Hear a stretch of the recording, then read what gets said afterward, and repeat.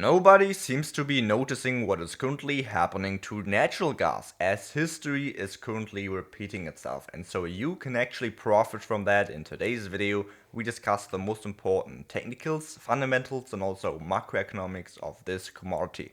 Let's first have a look at the daily technicals, and what you can beautifully see here is this upwards channel with those two blue trend lines, this long-term bullish trend that we've witnessed here at natural gas.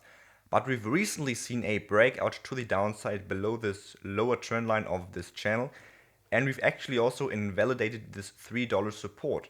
Now what we are currently seeing is another retest of this trend line here that we've also recently actually exited from.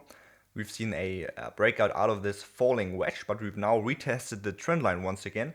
And so we at Chronos have to take a look at those technicals, and if you have a look at those, it seems quite likely that we actually see a bullish breakout rather than a bearish breakout from this trend line concerning the ultimate structure and also concerning the volume that we've recently seen at those levels above. And so we at Chronos believe we could see a bullish breakout here to the upside, but this is just a short-term guess. To really understand the long-term trends that we actually expect at Chronos, we have to take a look at the past cycles, the past drivers that actually drive this commodity, those underlying drivers that are not even visible here with the technicals. And so if you like this approach of taking a look at the past cycles and learn from them, please make sure to subscribe to our channel and like the video so you support us for our work here on YouTube and don't miss the next few videos. And also, if you have any questions, don't hesitate to ask them down below in the comments. Now here on the weekly chart at natural gas, it all comes together. We do see that history is always repeating itself. We do see that natural gas is moving in cycles. We can see that those cycles from one bottom to another bottom do last in between 951 days to around about 1560 days. And so this cycle is already around 36 days long. So in other words, we do obviously have this already getting to a length where we've recently seen a sell-off happening, because you have to understand that this is the cycle length, not the length until we see sell-offs. We've seen sell-offs much before the cycle actually ended. That was the ultimate point of capitulation. Now, if you have a look at those charts here, for example, the gold to silver ratio, the copper to gold ratio, and also the gold to S&P ratio, you do see that history is always repeating itself. We have seen, for example, that before the crash happened here in 28, we've seen a massive reversal at the gold to silver ratio. In other words, we've seen that gold ultimately outperformed silver because obviously it's a risk of environment, it's a risk of metal. You do tend to see gold as a safe haven asset search in times of economic stress, and that's exactly what we've seen happening here. We've seen this ratio skyrocket whenever we've seen those crashes happen, and that's exactly what we've seen happen several times about history. We've seen it happen here in 2011, for example. We've seen that long stretching trend here to the upside in 2016. We've obviously also seen it here in 2020. We've seen it here in 2024. You know, whenever you do see this ratio just rise by a little, you do tend to see sell-offs actually occurring, or you tend to see sell-offs actually coinciding to those ratios rising. Now, what we've seen recently is a reversal at this ratio once again. We've seen that massive surge in silver prices and also gold, but we have seen that silver recently outperformed gold, but we've seen a reversal here. We've seen that that we are currently seeing that silver is maybe even weakening against gold in this new trend that we are seeing, and that might be actually one of the signals that we need for a confirmation for a sell-off or maybe even a deeper crash happening, as we are seeing this ratio consolidate or maybe even start a uptrend now. And so if this is actually about to happen here at this gold to silver ratio, that is obviously a major recession or at least a major sell-off signal. Let's have a look at the copper to gold ratio next. You do see that this is quite similar. You do also have two metals that are basically put in a ratio, And it's quite similar with gold again. Whenever you do see those times of economic distress, that is when gold is actually outperforming copper. And we tend to see that here with this ratio even much longer before the crash actually happens. We've seen the crash happen here at natural gas in '08, but we have seen that divergence here since October or November of '06. And so this is actually preceding many crashes that we've seen happening to natural gas.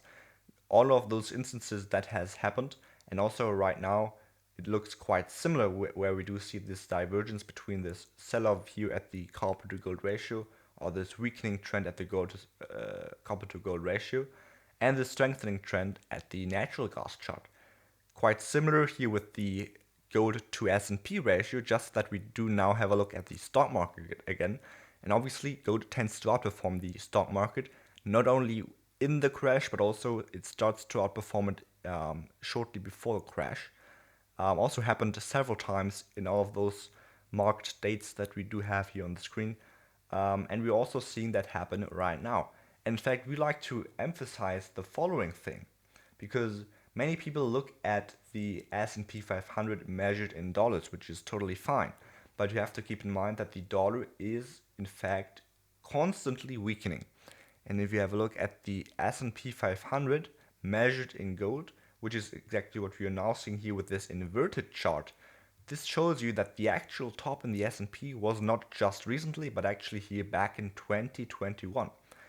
And that beautifully shows you, if you now actually concentrate yourself on this chart, this is actually showing you that when you do have a look at this inverted chart, this '08 crash actually has happened after we've seen a massive sell-off in regards to this ratio, and the 2000 .com bubble crash actually marked the peak.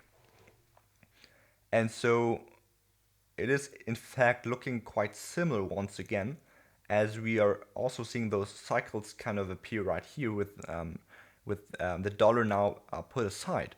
And it shows you that we do have times where the S&P 500 is actually strengthening, and it shows you that there are times where you do see that gold is actually strengthening, right?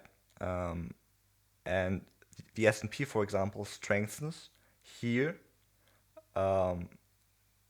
You obviously, sorry, this is a inverted chart, so you have actually seen that the S&P strengthened here and gold strengthened here. That's exactly why we've been in a bear market here for so long. This is the bear market of the bear market of the S&P, and that is actually a true bull market that we've seen. And so that was just the end of this capitulation that we've seen happening.